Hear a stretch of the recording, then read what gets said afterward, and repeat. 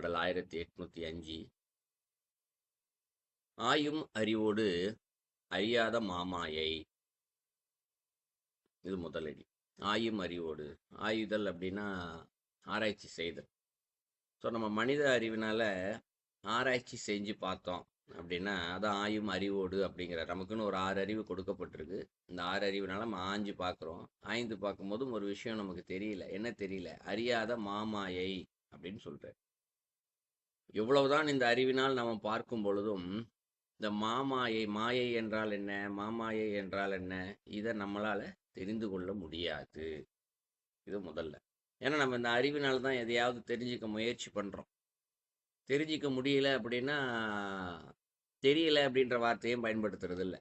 ஏதாவது ஒரு காரணத்தை சொல்லி இது இப்படித்தான் அது அப்படித்தான் சொல்லிட்டு தனக்கு தெரிந்த அறிவோடு ஒரு பதிலை அங்கு வைத்து அதோட முடிச்சிடுறோம் இந்த இடத்துல. அதனால என்ன ஆயிடுது? மேற்கொண்டு நம்மால் பலவற்றை அறிந்து கொள்ளவும் இங்கு முடிவதில்லை. இது முதல் அடியில சொல்லிடுறாரு. அடுத்த அடியில என்ன சொல்றாரு? ஆய கரணம் படைக்கும் ஐம்பூதமும் அப்படின்னு சொல்றாரு. ஸோ அதை தெரிஞ்சிக்க முடியல. அப்ப தெரிஞ்சுக்கிட்டோம்னா என்ன இருக்கு அந்த இடத்துல அப்படின்னா, ஆய கரணம் அப்படின்னாரு. கரணம்னா நமக்கு அந்த கரணம் அப்படின்னு சொல்லி ஒன்று சொல்லியிருப்போம். பட் நேரடியாக இந்த இடத்துல அது அந்த கரணம்னு அந்த 2 விதமாக விளக்கம் பார்க்கலாம். ஒன்று அண்ட தத்துவம், பிண்ட தத்துவம் அப்படின்னு சொல்லுவோம். கரணம்ன்றதும் பொருந்தும் இந்த இடத்துல நம்ம உடல் தத்துவத்தில் பார்க்கும்போது. ஆனால் இது அண்ட தத்துவத்தில் இங்கே சொல்கிறார். கரணம் அப்படின்னா ஒரு வீடு ஒன்று புரிஞ்சுக்கிறதுக்காக நான் சொல்கிறேன் இந்த கரணம் என்ற வார்த்தையை பயன்படுத்துறது.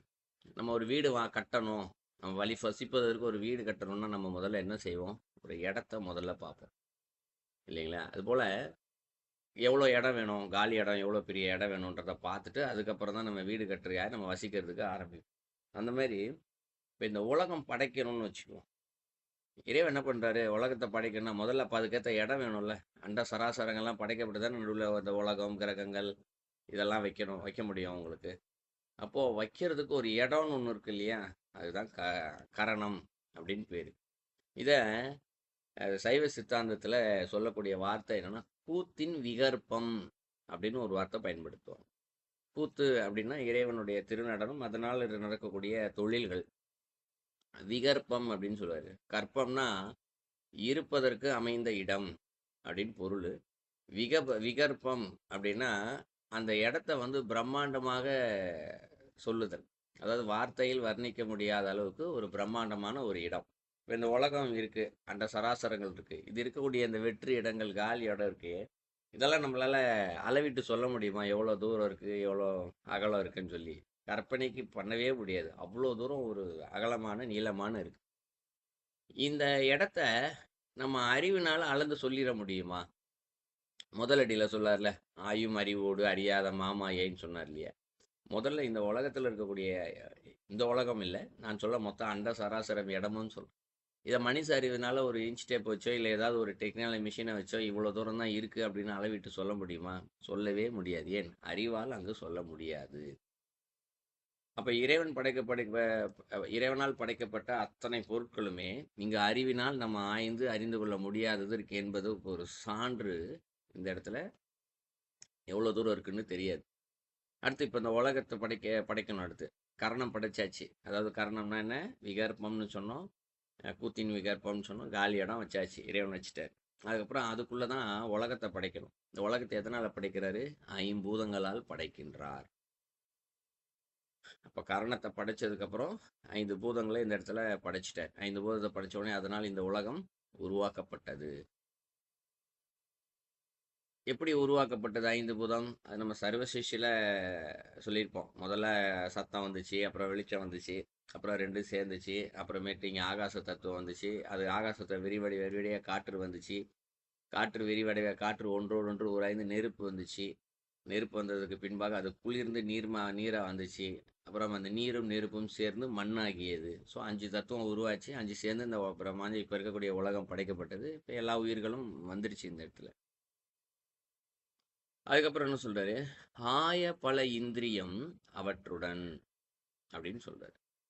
இந்திரியம் அப்படின்னு சொல்லப்படுறது இப்போ நமக்கு தெரிந்த இந்திரியங்கள்ன்றது சைவ சித்தாந்தத்தில் சொல்லப்படுறது 5 சொல்லுவோம். கண், காது, மூக்கு, வாய்மை இது வந்து 5 இந்திரியங்கள் சொல்லுவோம். இது உடல் தத்துவத்தில் நம்ம பார்க்கும்போது சொல்லலாம். ஆனால் அண்ட தத்துவத்தில் நம்ம பார்க்கும்போது இந்திரியம் என்றால் பொறி என்று பொருள். பொறின்னா என்ன? அந்த எலி பொறின்னு சொல்லுவோம் இல்லையா? ஒன்று அகப்பட்டுக்குச்சு, உள்ள மாட்டிக்கிச்சு அப்படின்னு சொல்லுவோம் இல்லைங்களா? அப்போ அந்த பொறியை விட்டு எலியானது வெளியில் வரவே முடியல. அந்த மாதிரி இந்த உலகத்திற்குள்ள பொறி போல் மனிதர்கள் அத்தனை ஜீவராசிகளும் இங்கு வந்து மாட்டிக்கொண்டிருக்கின்றது. ஏன் மாட்டிக்கிட்டு இருக்கு? அதோடைய வினைகள். அகத்தியர் தன்னுடைய பாடல்ல ஒரு விஷயத்த சொல்லுவாரு. இந்த உலகம் ஒரு ஜெயிலுன்னு சொல்லுவார். நேரடியாக சொல்லுவார், அப்படியே சொல்லுவார். இந்த உலகம் வந்து ஒரு ஜெயிலு. மனிதர்கள் தாங்கள் அனுபவிப்பதற்காக இங்க வந்து பிறந்திருக்காங்க. எப்போ இதெல்லாம் அனுபவிச்சு முடிக்கிறாங்களோ அப்போ அவர்களுக்கு அந்த ஜெயில் வாசல் திறக்கும். அப்போ அவங்க வேற உலகத்துக்கு போயிடுவாங்க, இல்லை இறைவனோடு சென்று முக்தி அடைவார்கள். அது வரைக்கும் இங்கேருந்து போகிறதுக்கான வழி யாருக்கும் தெரியாது அப்படின்னு சொல்லுவார். இப்போ யாருக்காவது நமக்கு வெளியே தெரியுதா? இந்த உலகத்தில் பிறந்தாச்சு, பிறவாநிலை பெற என்ன பண்ணணுன்றது எல்லா நூல்களும் சொல்லுது, படிக்கிறோம். ஆனால் முழுசாக தெரிஞ்சுக்கிட்டு அதை இதை நான் இந்த நூலில் இருக்குது, இதை நான் வந்து படிச்சுட்டேன், இதை நான் கடைபிடிக்கிறேன், இதனால் நான் போய் முக்தி அடையிறேன் அப்படின்னு யாராவது சொல்லி நம்ம கேள்விப்பட்டிருக்கோமான்னா இல்லை. ஞானிகள் தான் வராங்க, பிறக்கும்போதே ஞானியாக தான் பிறக்கிறாங்க இந்த இடத்துல. பல பேர் நடுவில் இறைவனுடைய திருவிளையாடலால் தான் பலருக்கு ஞானம் கிடைச்சிருக்கு. இதை படித்து எதனால் நான் ஞானம் பெற்றேன் அப்படின்னு நம்ம அங்கொன்றும் இங்கொன்றும் கூட தேடி பார்க்க முடியாது. கொஞ்சம் கடினம் தான். அவங்க அதுவும் இறை அருளால் மட்டும்தான் அவங்களால நடந்திருக்கும். ஸோ இந்த இடத்துல ஒரு பொறி, இந்த இந்திரியம் என்று சொல்லக்கூடியது ஒரு பொறி. அப்போ இந்த உலகத்தை படைச்சாரு, உலகத்தை காலி இடத்த வச்சாரு, 5 பூதத்தை வச்சாரு, அதுக்குள்ள ஒரு பொறி போல இருக்கக்கூடிய ஒரு இடத்த வச்சுட்டாரு. ஆனால் என்ன சொல்லியிருக்காரு? பல இந்திரியம் அப்படின்னு சொல்றாரு. ஒரே ஒரு பொறி மட்டும் இல்லை, இந்த உலகமே ஒரு பொறியா இருக்கு. பொறிக்குள்ள ஒரு பொறி. எப்படி பொறிக்குள்ள பொறி? உலகம்ன்ற ஒரு இதுக்குள்ள மாட்டிக்கிட்டாச்சு. மாட்டினதுக்கு அப்புறம் அதுக்குள்ள போய் எதுக்குள்ள மாட்ட வைக்கிறார் இந்த இடத்துல? குடும்பம், பந்தம், பாசம் அப்படின்னு ஒரு வட்டத்துக்குள்ள போய் என்ன வச்சிடுறாரு? சிக்க வச்சிடுறாரு. ஸோ ஒரு மனுஷன் ஒரு குடும்பத்துக்குள்ள போய் ஏதாவது ஒன்று கல்யாணம், திருமணம், குடும்பம்னு மாட்டினதுக்கப்புறம் அவனால் அதுலேருந்து வெளியில் வர முடியுமா? அவனால் நிச்சயமாக வெளியில் வரவே ரொம்ப கடினம். அப்படியே நான் வெளியில் வந்துடுவேன் அப்படின்னு கூட வந்ததுக்கப்புறம் ஒரு அம்மா பாசம், ஒரு வெளிநாட்டுக்கெல்லாம் போகிறவங்கள பார்ப்போம்ல, நம்ம போகிற பணம் தான் வேணும்னு முக்கியம்ட்டு போகிறவங்க கூட அங்கே போய் குடும்பத்தோடு இருந்திருக்கலாமோன்னு ஃபீல் பண்ணிட்டு இருக்கிறதெல்லாம் பார்க்கலாம். என்ன காரணம்? அந்த குடும்பம் என்று சொல்லக்கூடிய அந்த பொறிகளில் அவன் மாட்டிக்கொண்டிருக்கின்றான். இப்போ இறைவனுடைய படைப்பில் இந்த உலகம் எவ்வளோ பெருசாக இருக்குன்னு அவனுடைய மனித அறிவினால் கண்டுபிடிக்க முடியல. 5 பூதத்தை படைச்சு இப்படி தான் படைக்கப்பட்டிருக்குன்னு நூல்கள் மூலமாக நம்ம தெரிஞ்சுக்கிறோம். அப்போ அந்த நூல்கள் மூலமாக தெரிஞ்சு கொண்டதை எப்படி உருவானது கண்ணால் நம்ம பார்க்க முடியுமானா முடியாது. இந்த 5 பூதம் படைக்கப்பட்ட விதங்களை சொல்கிறேன்.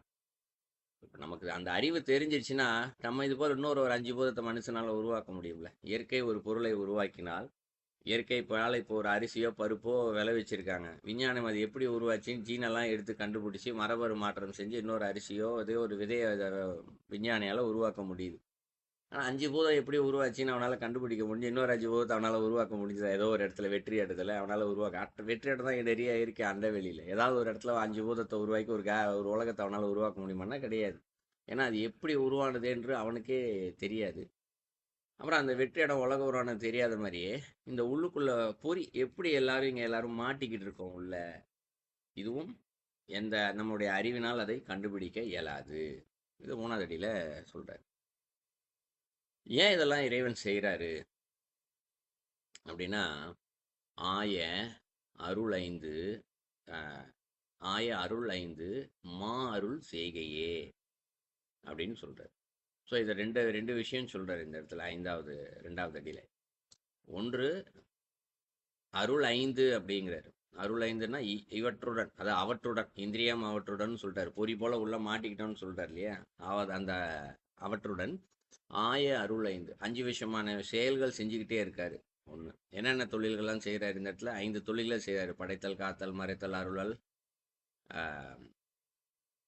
படைத்தல், காத்தல், அழித்தல், அருளல், மறைத்தல். 5 தொழில்கள். இந்த 5 தொழில்கள் சதாசர்வலம் நடந்துக்கிட்டே இருக்கு. இதையும் அந்த இறைவன் தன்னுடைய அருளாலே இந்த இடத்துல செஞ்சுக்கிட்டே இருக்காரு. இதெல்லாம் செஞ்சுட்டுனா சொல்றாரு, மா அருள் செய்கையே அப்படின்னு சொல்றாரு. இறைவனுடைய மிகப்பெரிய அருளால இந்த செய்கையை இறைவன் இங்கு செய்து கொண்டிருக்கின்றார். இப்போ இதை தான் இங்கு மனித அருளால் தெரிந்து கொள்ளுற மனித அறிவால் இதை தெரிந்து கொள்ளவே முடியாது. ஆரம்பத்தில் பார்த்தோம் இல்லைங்களா? அதனால் தெரிஞ்சிக்க முடியாது அப்படின்னு சொல்கிறாரு. இதை தெரிஞ்சிக்க முடியாதுன்னா அப்போ என்ன பொருளாகுது? மனித அறிவினால் தெரிந்து கொள்ள முடியாது. ஆனால் இங்கு உள்ளே பக்தி சரணாகதி என்ற ஒன்று வந்துச்சுன்னா அதன் வழியாக இதனை நாம் தெரிந்து கொள்ளலாம். திருமந்திரத்தில் 4வது தந்திரத்தில் வரும், விளக்கம் பார்த்துருக்கோன்னு நினைக்கிறேன்.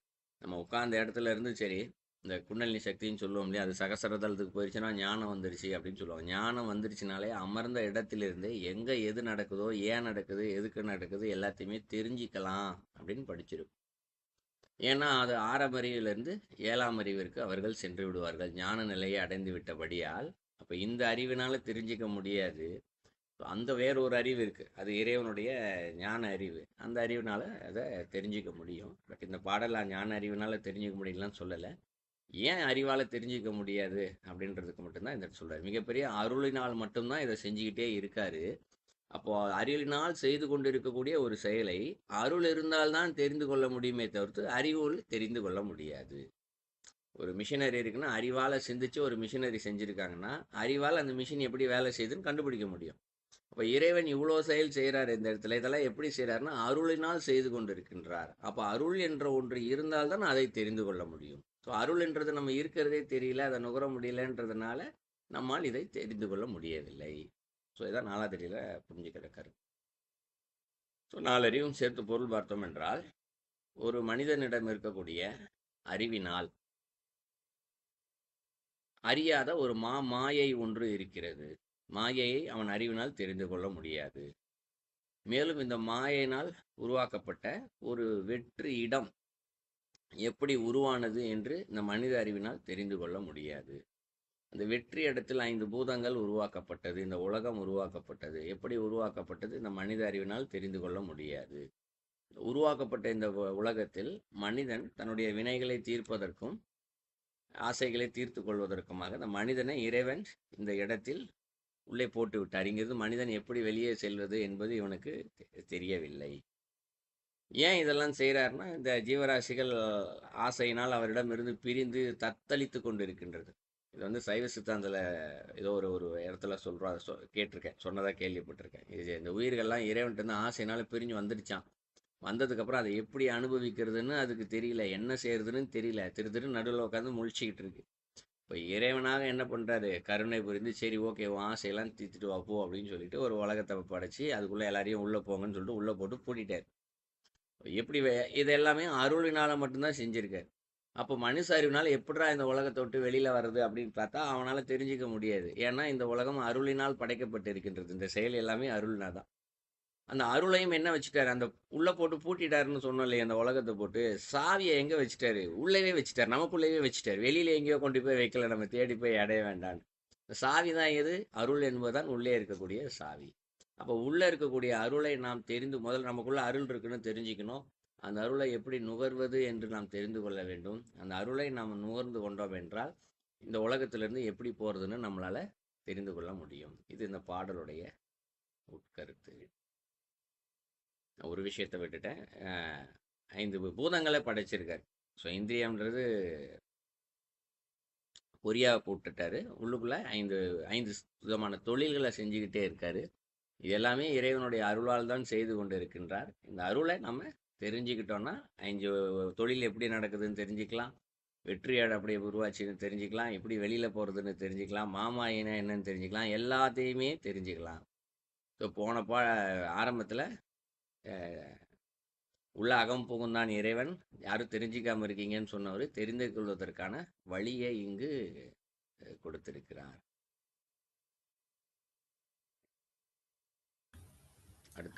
வணக்கம் ஐயா. சொல்லுங்க ஐயா. வணக்கம் ஐயா. நீங்கள் வடிவ விளங்கப்படுத்தி இருக்கிறீங்கள், கணக்கு எல்லாம் விளங்கப்படுத்திட்டீங்கள். இருந்தும் ஐயா எனக்கு இந்த ஒரு இப்போ பாருங்க, இப்போ எங்களுக்கு சிற்றறிவு, இறைவனுக்கு பேரறிவு. இப்போ எங்கள்கிட்ட சிற்றறிவால நாங்கள் இறைவனை அந்த பேரறிவை அறிகிறது கஷ்டம். ஆனா இந்த மாமாயை ஒன்று இருக்கு, மாமாயை எங்களை மூடி இருக்குது. இப்ப நாங்கள் இறைவனை அடையாமல் அப்ப இந்த அப்ப இதை நாங்கள் உணர்றதுக்கு திருவருளால இந்த நாங்கள் மாமாயில பிடிக்கப்பட்டிருக்கிறோம் என்பதை நாங்கள் நான் உணர்ந்து அதுல இருந்து வெளியில வருவோம். அது என்ன மாதிரி? இந்த வெளியில வரணும். ஆமா, சொல்லுங்க. அப்ப இந்த மற்ற எனக்கு இந்த சிற்றறிவு, பேரறிவுன்றது இப்ப நாங்கள் இப்ப மனிதர் நாங்கள் எல்லாரும் சிற்றறிவு தான் எங்களுக்கு. ம். அப்ப நாங்கள் இந்த பேரறிவ நாங்க உண்மையான அந்த பேரறிவ எங்களால அறிய இயலுமா? அறிய இயலாதா?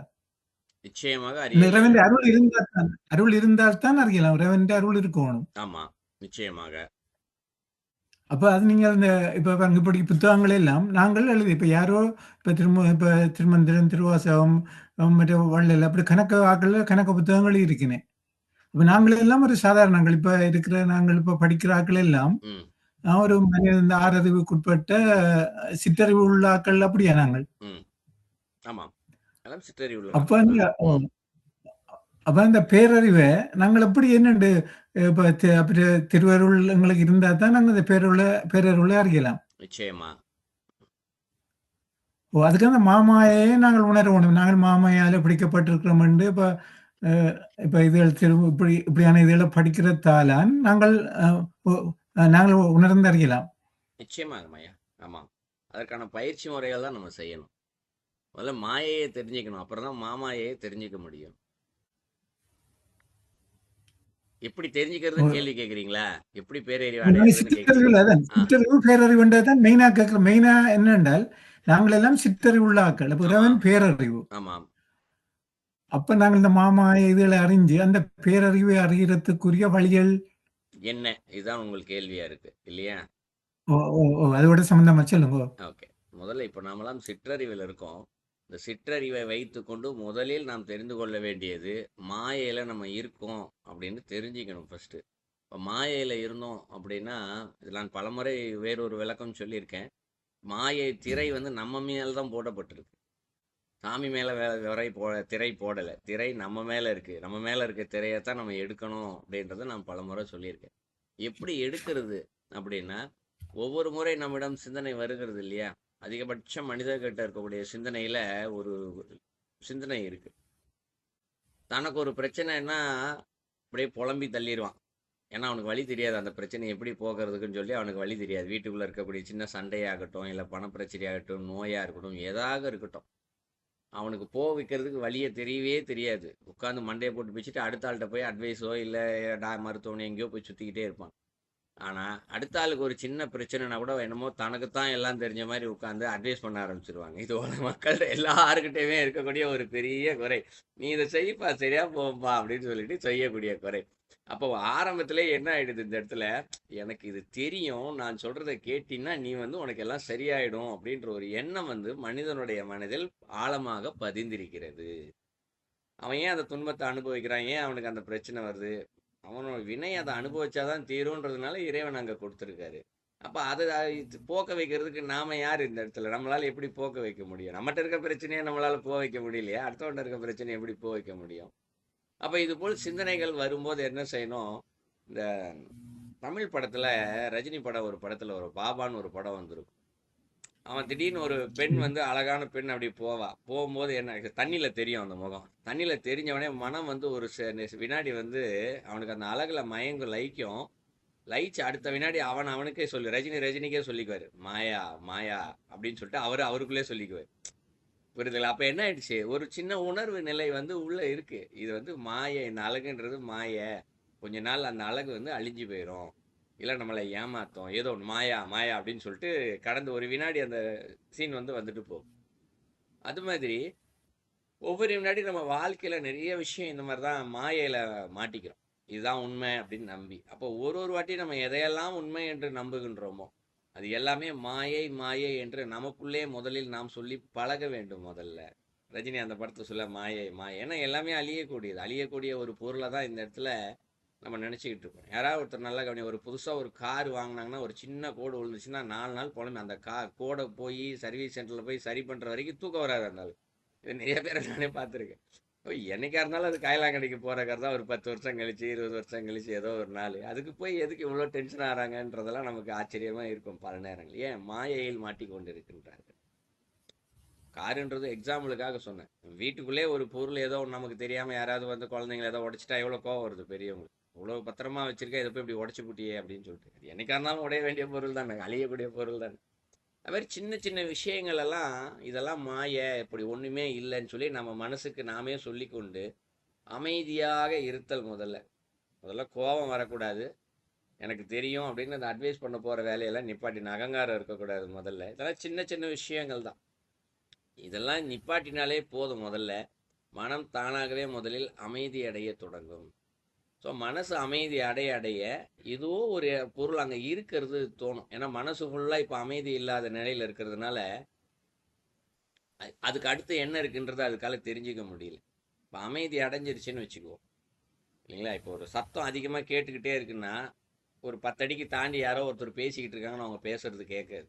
இப்போ இங்கே கொஞ்சம் கொஞ்சமாக அமைதி அடைஞ்சிருச்சுன்னா இங்கே இருக்கிற சத்தங்கள் எல்லாமே அமைதியாக நின்றுச்சுன்னா 10 அடி தாண்டி இல்லை 50 அடி தாண்டி ஒருத்தர் பேசினா கூட நமக்கு நல்லா தெளிவாக கேட்கும் இல்லைங்களா. காலையில் பாருங்கள், அதிகாலை நேரத்தில் பாருங்கள், எங்கோ ஒரு இடத்துல ஒரு வண்டி சத்தம் போனால் கூட அது நமக்கு இங்கே கேட்கும். அதே நீங்கள் பகல் நேரத்தில் பாருங்கள், பக்கத்தில் வந்த வண்டி சத்தம் போனால் கூட நமக்கு கேட்காது. வீட்டுக்குள்ளே தான் இருப்போம், கேட்காது. காரணம் என்ன? காலைல அதிகாலை அமைதி இருக்குது. அது மாதிரி நம்மளுடைய மனசில் வந்து பார்த்தோன்னா ஒரு அமைதியை முதல்ல கொண்டு வரணும். இந்த அட்வைஸ் பண்ணுறது நிறுத்துறது, எதை மேலெல்லாம் ஆசைகள் போகிறதோ அதெல்லாம் மாயை என்று நமக்கு நாமே சொல்லிக்கொள்ள. அதுக்காக அனுபவிக்க வேணாம்னு சொல்லலை. ஒரு பிரியாணி சாப்பிட்ணுன்னு ஆசை வந்துச்சுன்னா போய் சாப்பிட்ருங்க தாராளமாக, தப்பு ஒன்றும் கிடையாது. ஆனால் அது மாய. நீ சாப்பிட்டு முடிச்சு கொஞ்சம் நேரத்தில் போதும்னு வயிறு சொல்லிடும், திருப்பி 4 நாள் கழிச்சு ஆசை வரும். அப்போ இது மேலே மயங்காதே என்று நமக்கு நாமே சொல்லி சொல்லி பழகி கொண்டே வந்தோமே. ஆனால் ஒரு நாளைக்கு அந்த பழக்கம் உண்மையாகும். அப்போ என்ன ஆகும்? மனம் அமைதி அடையும். அப்போ அமைதி அடையும் போது அமைதியான மனம், தூரத்தில் எங்கேயோ இருக்க சத்தம் கேட்குற மாதிரி இந்த அமைதியான மனதினால் இந்த மாயை என்றால் என்ன என்பதை முதலில் இந்த மனம் தெரிந்து கொள்ளும். அப்போ தான் அது திரையை விளக்க ஆரம்பிக்கும். அப்போ தான் சிற்றறிவானது கொஞ்சம் கொஞ்சமாக பேரறிவுக்கு செல்ல ஆரம்பிக்கும். ஸோ பேரறிவுக்கு செல்ல ஆரம்பிக்கும் போது சிற்றறிவினால் தெரிந்து கொள்ள முடியாத இந்த விஷயங்கள், எப்படி ஒரு காலி இடம் உருவாச்சு, எப்படி அதுக்குள்ளே உலகம் உருவாச்சு, எப்படி அதுக்குள்ளே இறைவன் இதெல்லாம் உள்ளே போட்டார், எப்படி இந்த பஞ்சபூதங்கள் உருவானது, எப்படி இங்கே இந்த தொழில்கள் நடக்குது, இது எல்லாமே தெரிஞ்சுக்க முடியும். இப்போ தெரிஞ்சுக்கிட்டோம்னா அதுக்கு அடுத்து தானாகவே உள்ளே இருந்து அந்த பேரின்பம் வருது. பேரின்பத்துக்கு அப்புறம் அந்த சிவமாக்குறாரு, கொடுக்குறாருல, உள்ளே ஆனந்தமாக்கி சிவமாக்கி சொன்னார் இல்லைங்களா போன பாட்டு. இதெல்லாம் தாளாக நடக்கும். அப்போ அத்தனையும் நம்மால் தெரிந்து கொள்ள முடியும். எளிமையான பயிற்சி. என்னங்கய்யா? பேரறிவு உங்களுக்குள்ளான் இருக்கு. பேரறிவும் உங்களுக்குள்ளான் இருக்கு. எல்லாம் நமக்குள்ளதான் இருக்கு. இறைவன் எல்லாத்தையும் உள்ள இருந்து தான் கொடுக்குறாரு, வெளியில எங்கேயும் கிடையாது. இறைவனே உள்ளத, பேரறிவின் வடிவமான இறைவனே உள்ளதானே இருக்காரு. எல்லா நூல்களும் அதானே சொல்லுது. உங்களுக்கு திருமுறை நூல்கள் எல்லா நூலும் அதானே சொல்லுது. இறைவன் உள்ள இருக்காருன்னா அப்ப என்ன பேரறிவை மட்டும் அவர் கைலாசத்துல வச்சுட்டு இங்க வந்து உள்ள உட்காருவாரா? அவர் இருக்கிற இடமே பேரறிவு தானே. தனியா அதை மட்டும் வச்சுட்டு வர மாட்டார்ல. அருளை மட்டும் நான் கைலாசத்தில் வச்சுட்டு இந்த உடம்புக்குள்ள கொஞ்சம் அறிவு கம்மியாக வந்து உள்ள நுழைவார். அப்படிலாம் கிடையாது. இறைவன் எப்பயுமே இறைவன் தான். இறைவன் என்றாலே முழுமை தான். அறிவின் முழுமை, அறிவில் முழுமை, அன்பில் முழுமை. அப்படிதான் வந்து உள்ள உட்கார்றாரு. அதை நம்ம தெரிஞ்சுக்கிறதுக்கு முயற்சி தான் பண்ணணும். நம்ம அதை முயற்சி பண்ணுறது கிடையாது. அதுதான் பிரச்சனை. பேசுகிறோம், நல்லா படிக்கிறோம், பேசுகிறோம், எல்லாம் செய்கிறோம். அதற்கான பயிற்சிகள் பிரயத்தனத்தில் ஈடுபடுறோமான்னு கேட்டால் அது ஒரு கேள்விக்குறியாக தான் இருக்குது. ஆனால் இதெல்லாம் படித்து தெரிஞ்சு கொள்வதே ஒரு பிரயத்தனம் என்பதும் ஒரு பக்கம் உண்மைதான். இப்போ இப்படி ஒன்று இருக்குன்றதே பலருக்கு தெரியல. இப்போ கொஞ்சம் படித்து எதையா தெரிஞ்சுக்கவாது முயற்சி செய்யலையா. ஸோ முதல் படியவாது நாம் இங்கு அது இறையருளால் எடுத்து வைத்திருக்கிறோம் என்ற ஒரு சின்ன எண்ணத்தை வைத்துக்கொண்டு மேற்கொண்டு இந்த மாதிரி பயிற்சிகள் எல்லாம் செய்யலாம். நம்ம ஒன்றும் காட்டுக்குள்ளே போங்கன்னு சொல்லலை, தவம் இருக்குன்னு சொல்லலை. திருமந்திரத்தில் அதெல்லாம் சொல்லப்படுது. தவம் தலைப்பு இருக்குது, காட்டுக்குள்ளே போங்க தவம் இருங்க, காட்டுக்குள்ளே போங்கன்னு சொல்ல தவம் இருங்கன்னு சொல்கிறாரு. யோக முறையில் நிறையா சொல்கிறாரு. இப்போ சக்கரங்களுக்கான பயிற்சி முறைகள்லாம் நிறையா சொல்கிறாரு, இதெல்லாம் செய்யுங்கன்னு. அதே நேரத்தில் இது போல் எளிமையான வழிமுறைகளையும் இவங்க நமக்கு சொல்லி கொடுக்குறார். உள்ள இறைவன் திருவருள் இருக்குது. இந்த திருவருளை மட்டும் தெரிஞ்சிக்க முயற்சி செய்யுங்க. இந்த திருவருளே நமக்கு அறிவை காண்பிக்கும், பேரறிவை காண்பிக்கும். எப்படி இதெல்லாம் நடக்குதுன்னு தெரியும், எப்படி இந்த உலகத்தை விட்டு போகலான்ற வழியெல்லாம் அதுவே சொல்லி கொடுக்கும். ரொம்ப அழகாக சொல்லி கொடுக்கும். இப்போ ஏன் இந்த திருமந்திரத்தில் திருமூலர் கூர்ந்த இப்போ இந்த விஷயங்களை நாங்கள் அறிகிறதுக்கு எங்களுக்கு இப்ப இந்த அறிவு வேணுமா, பேரறிவு இருக்க வேணுமா? இந்த இப்ப நீங்கள் இந்த பாட்டில் ஒவ்வொரு விஷயத்தையும் டீப்பா அது உள்ள உண்மையான கருத்தை எங்களுக்கு விளங்கி கொள்றதுக்கு உண்மையான 100% கருத்தை, அதாவது இதை நீங்க பேரறிவு இருந்தா தான் உண்மையான கருத்தை விளக்க முடியுமான்னா கிடையாது. நீங்க இந்த சிற்றறிவிலே இதுல இருக்கக்கூடிய உண்மையான கருத்துக்களை தெரிந்து கொள்ள முடியும். எப்போ இதுல இருக்க உண்மையான கருத்துக்களை தெரிஞ்சுக்கிறோமோ அப்பவே பேரறிவு தானாவே வந்துடும். ஆனால் எப்போ இதில் இருக்க உண்மையான அறிவை நம்ம இந்த சிற்றறிவால் தெரிஞ்சுக்க முடியும்னா அதில் சொல்லப்படக்கூடிய அந்த பயிற்சி முறைகளை நாம் இங்கு கடைபிடிக்க, அதில் சொல்லப்பட பயிற்சி முறைன்னு சொல்கிறத விட ஒழுக்க முறைன்னு சொல்லிக்கலாம். ஒழுக்கம் என்று ஒன்று சொல்லப்பட்டிருக்கு, அதை கடைபிடிச்சாலே போதும். ஏன்னா அதை சிற்றறிவால் பேரறிவை தெரிஞ்சுக்கணும் அப்படின்னா முதலில் மனமானது அமைதி அடையும். மனம் அமைதி அடைந்தால் போதும், அதெல்லாம் தெரிஞ்சுக்கலாம். அமைதி அடைவதற்கான பணியை இந்த சிற்றறிவால் நம்மளால செய்ய முடியும் இல்லையா? புரியுதுன்னு நினைக்கிறேன் உங்களுக்கு. இப்ப விளங்குது. நல்லது. இப்ப சும்மா இப்ப எத்தனை முறை படிச்சு அப்ப அந்த உண்மையான இடத்து திருமூலர், அப்ப நாங்கள் திருமூலர் சிவன் அந்த அருளுடன் நாங்கள் இதை படிச்சு நாங்கள் அறியோம் பேர் அந்த இது வருவோம். அதேதான் அதேதான் நன்றி. சிற்றறிவு. ஆமா, இந்த சிற்றறிவை வச்சுக்கிட்டு நம்ம அமைதி அடைவதற்கு, ஏன்னா சித்தாந்தம் வேதாந்தம் ரெண்டும் சொல்லிருக்கு. திரும்ப 1000 தலைப்பிலே சொல்லியிருப்பாரு உங்களுக்கு. சித்தாந்தம் வேதாந்தம்னு சொல்லிட்டாரு. ஒன்று, இப்போ இந்த பாடெல்லாம் சித்தாந்த வழிமுறை. அமைதியின் வடிவாக சென்று சிற்றறிவை தெரிந்து கொண்டு அப்புறம் பேரறிவை தெரிந்து கொண்டு எல்லாத்தையுமே தெரிஞ்சுக்கிறது சித்தாந்தம், அமைதியினுடைய எல்லை. அதை தான் இப்போ நம்ம படிச்சுக்கிட்டு இருக்கோம். வேதாந்தம் என்று சொல்லப்படுது. அதுவும் உங்களுக்கு 3வது தந்திரம் 4வது தந்திரத்தெல்லாம் ஃபுல்லாக உங்களுக்கு வேதாந்தம் தான் ஃபுல்லாக சொல்லப்பட்டிருக்கு. அதாவது அறிவின் எல்லையில் சென்று ஏன் நடக்குது, எப்படி நடக்குது என்று ஆய்வு செய்து அதன் வழியாக சென்று இறைவனை அடைதல், அதுவும் சொல்லப்பட்டிருக்காங்க. ஸோ இந்த வழிமுறைகளுக்கான பயிற்சி இதுதான், ரொம்ப எளிமை. நன்றி.